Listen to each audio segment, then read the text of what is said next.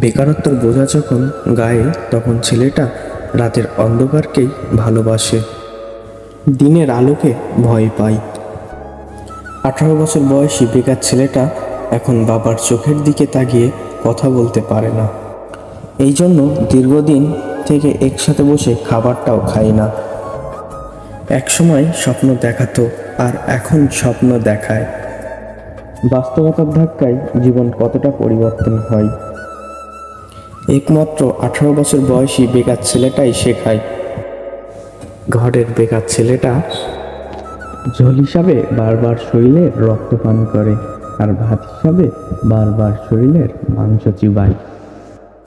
হঠাৎ করে নিজের কাঁধে দায়িত্ব দেখে, হতাশায় পড়ে যায়।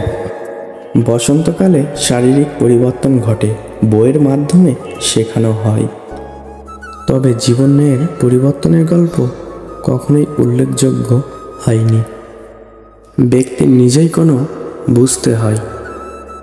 কাকেই বা প্রশ্ন করি, উত্তর তো আর মিলবে না। তবে হ্যাঁ, তোমরা ছোট যারা রয়েছ, বেকারত্বদের হেলিয়ে মনে করো না। একটা অবাক করা বিষয় হচ্ছে, আমরা 18 বছরের ছেলেরা দেখাই ভালো আছি, ভালো থাকি, তবে মুখে ও মুখোশের আড়ালে আমরা সবাই হতাশার ভুক্তভোগী।